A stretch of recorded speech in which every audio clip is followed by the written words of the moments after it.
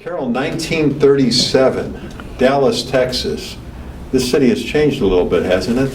Well, at that time, I wouldn't know what it was like. I was a little too small to worry about my surroundings. Well, what do you remember when you were little? Well, first I was born in Florence Nightingale, which then became Baylor Hospital.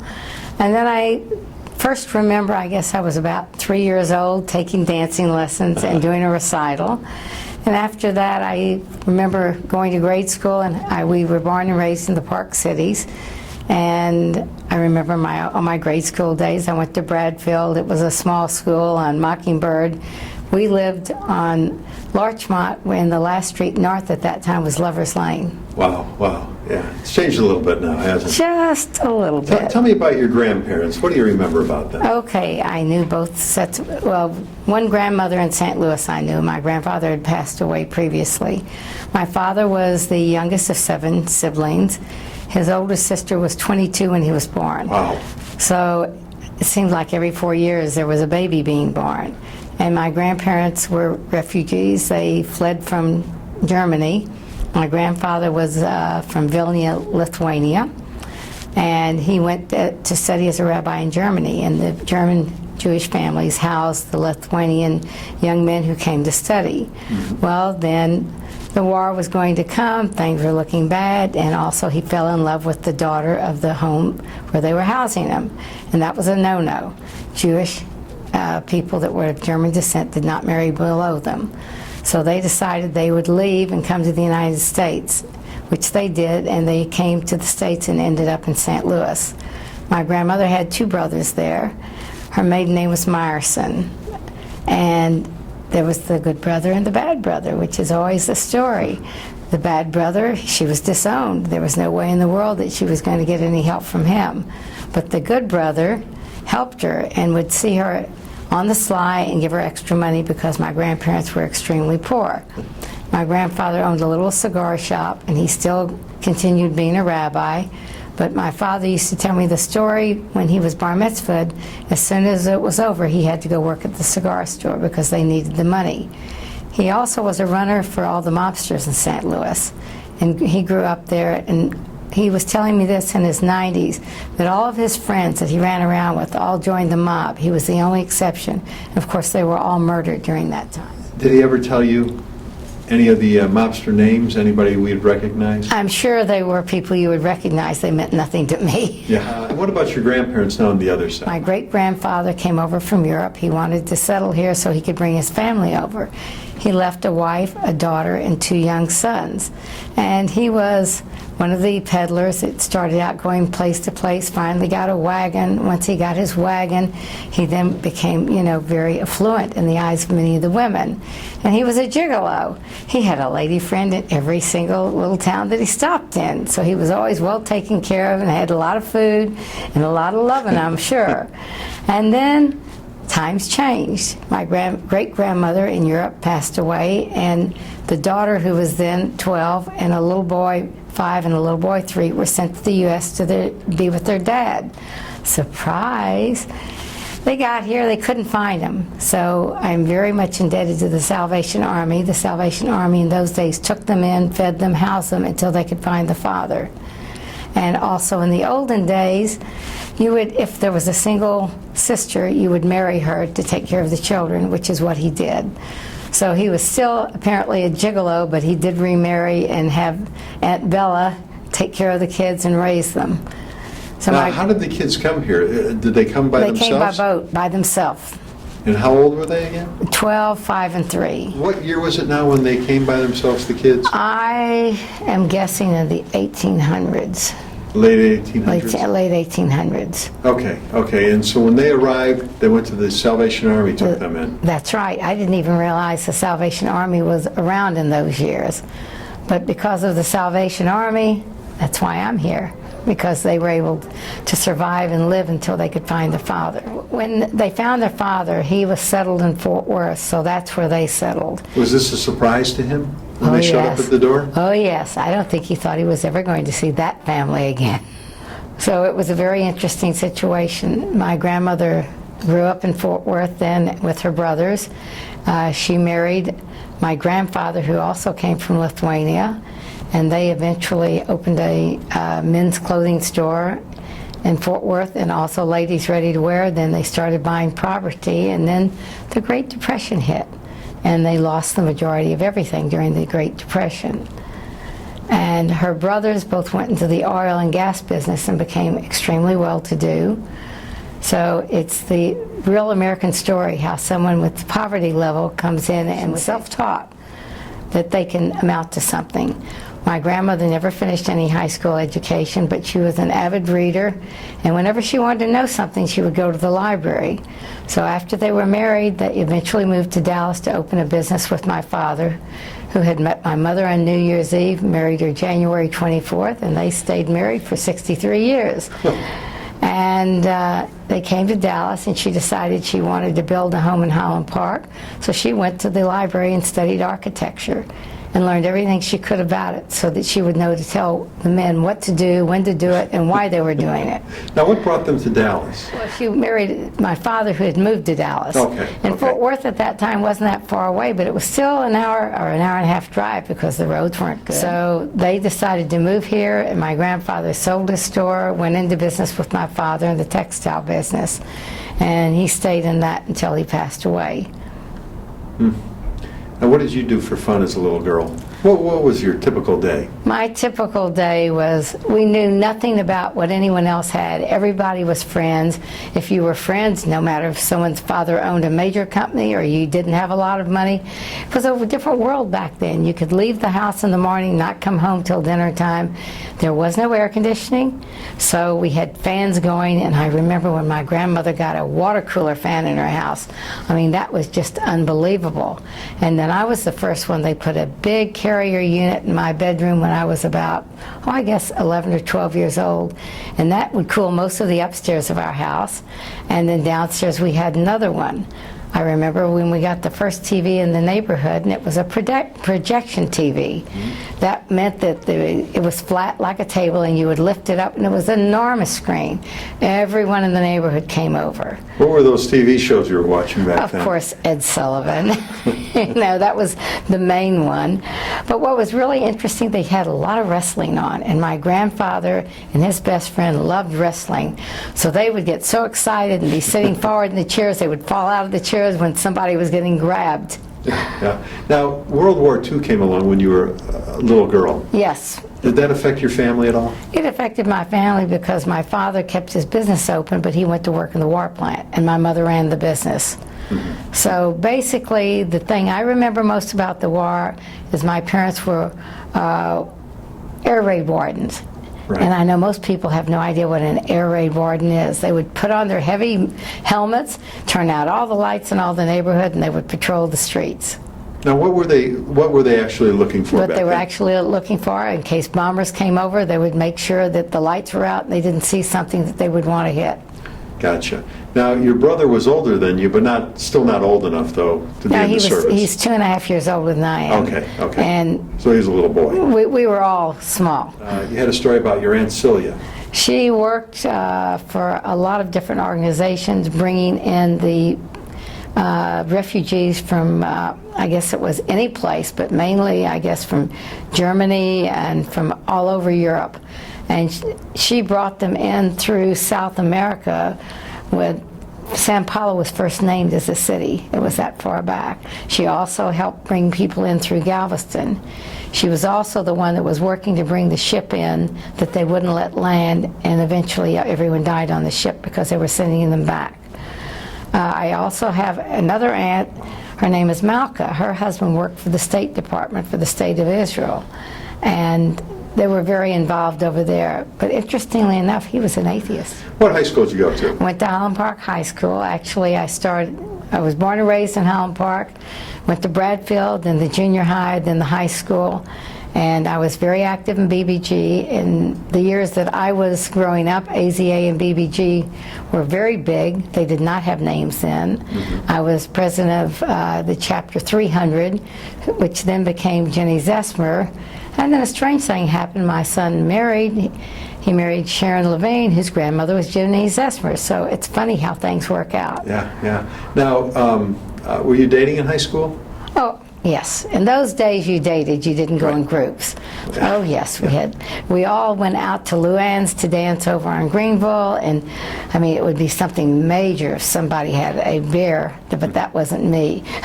What was your music back then? Who were the artists that you guys would play? Well, anything that was from the 40s, but mainly my music was the 50s. I mean, I love the 50s because it brings back memories of where I was, what I was doing.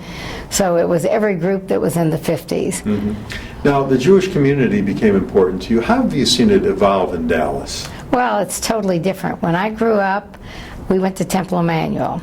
We have always lived in Highland Park. So for us to go to Sunday school, there was Preston Hollow Drugstore. It was on the corner of Druid Lane and Preston. And everyone would meet there on a Sunday morning. My grandfather and parents would all go for coffee, and we'd have a chartered bus. And the chartered bus took us to South Dallas, and we went to Sunday school, and then we came back. Now, if you were going to be confirmed, you had to go on Saturday mornings. That was another story. We carpooled. But when I was in high school, my English teacher's husband had a funeral home on, I guess it was South Boulevard. And we would skip services and go down and visit her and see where the crematorium was and all, to see what went on with the funeral, because we had no idea. What did you find? Found that we didn't like it. Now, do you remember getting your first car? Oh, I didn't get my first car, really mine alone, until we were married. Okay. Now, when did you meet your husband? Met my husband on New Year's Eve, and I was dating someone else and planning on getting married to this other man, and met him and broke up with the guy the next day, and we didn't go out until I came back from school, and we dated 3 weeks, and we were married 4 weeks later. And it's also interesting, my grandmother was thrilled because her best friend was my husband's aunt, who he happened to be living with at that time. Wow. Wow. Now, was this in high school when you met him? No, I met him after I had 2 years of college. Okay, where were you going to college? I went to the University of Texas 1 year, and then the University of Miami. Okay, and so where did you meet Jack? I met Jack in Dallas. Okay, and was it a function or? It was a party that Jack and about 10 other young men were giving for New Year's Eve, and they also did the most awesome thing. Jack was in charge of entertainment, so he entertained. I had all of the entertainers from North Texas come in to be interviewed, and he interviewed one group who was really a great group, and he hired them for $100. Turned out to be Trini Lopez. Oh, wow. For $100 you got Trini Lopez to perform. With his whole group. Wow, that's amazing. So now you see Jack, you're dating somebody else, but you see Jack, so what are you thinking? I went home and told my mother, I met the man I'm really going to marry. And she said to you? Are you crazy? And so what did Jack think about this? What was his thoughts? I guess his thoughts were much more like mine, because we didn't date very long, and he had said to me, well, I really don't want you to go out with anyone else. And my comment was, well, if I'm not going out with anyone else, we may as well be married. And then when you guys got married, where did you settle down? Well, first, getting married was a very interesting story. The temple had been sold in South Dallas. We did all of our services at Fair Park for the high holidays. So there was no temple to be married in. So we were married at the Baker Hotel. All right. Tell me about your wedding now. My wedding was, I was always very, very conservative. And at the time, my mother was president of the Sisterhood of Temple Emmanuel, and my father was the president of the Brotherhood.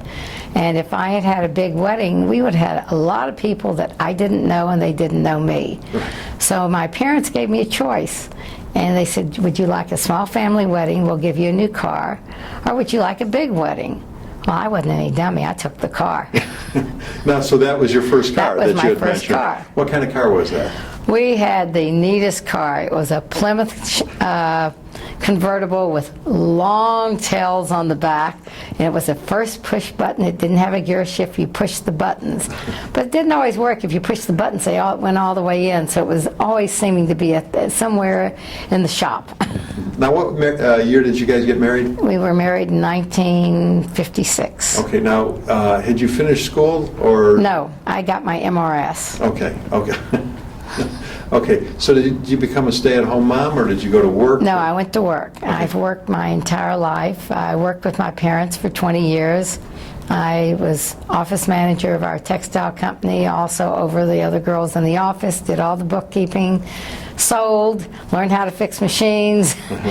And when you're in a small family business, you wear a lot of many hats. And what business did Jack go into?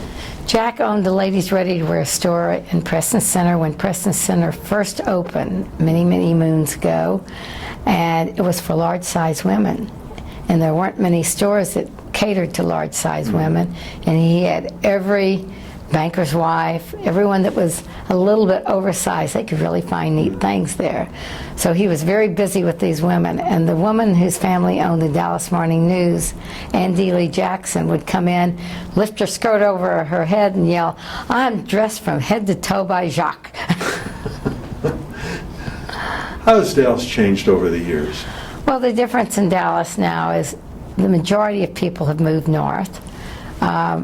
When I grew up, there were two high schools basically that people went to, either Highland Park or later when I was in my junior year, I think it was at Highland Park, Hillcrest opened. And since our temple was sold to a black congregation, the South Dallas was moving in to be more black. So the white people, it wasn't white flight, it was in fact the synagogues and the temples were over here. People wanted to be closer, so they moved to North Dallas. Now, do you remember racial tensions, in Dallas? Absolutely. I grew up where my family's business was 2 blocks on Elm Street from what was then Sanger Harris. And you would walk into the store and there were water fountains. There would be one marked colored and one marked whites. The same way with restrooms. And nobody crossed that line. Yeah. Different time. And then the different time was my mother would buy her groceries at the department store. And then it would be in the basement. And you find that all over Europe that department stores have grocery markets in their stores, usually on the first floor or on their basement. And you would back your car up and then they would send all the groceries down a chute and it would land there and you'd pick them up and put them in your car and off you would go. Kennedy assassination, how'd that affect you? That's really an interesting thing. Our office building at that time was 501 Elm Street. I was on the 7th floor, directly across the street from the book depository. Abe Zapruder, who took all the pictures, was directly beneath me at the same window on the 6th floor. That's where all the manufacturing companies were. So when Kennedy was killed, we were all watching. Now, you saw him, you saw the car speed off, but he was so far away you did not see what actually happened. To this day, I don't agree with the theory of Oswald killing Kennedy. I feel that if he shot out of a window that was right next door to me, there would have been some kind of flash of some sort, and I never saw it. Have no idea what really happened, just know I don't agree with the findings. Now, did you ever get to speak to Abe Zapruder? Oh yes, I grew up with his kids. Okay, and what did they say about about his film? He wasn't allowed to say anything, really. They Really? took the film from him right away. And I guess everyone wanted everyone to be quiet. So I never watched the film until it became public. So they had him stay quiet and his family had to stay quiet I would too? think so. Wow, that's interesting. His son too. became, I believe, a judge in D.C. I know he was a lawyer in D.C. Okay. Now your children, tell me about your kids. Well, all of our children were born in Dallas. All of our grandchildren are born in Dallas. Everybody lives 10 minutes from each other. We're one of the few families that everyone has stayed in one place. We're very fortunate. And I still work, and I've been working in the jewelry business since 1977. My husband's been retired 15 years, and he puts up with me. That's great. Happiest time in your life? Gosh, living. All the time. I'm always thrilled every morning when I wake up, I'm alive and I can go do things. Love being with my kids, love being around the grandchildren. No, I'm not a babysitter. I took care of my kids. That's up to them to do it. We, of course, help all the time, but that's not what my job is. My job is to enjoy them and have fun. Yeah.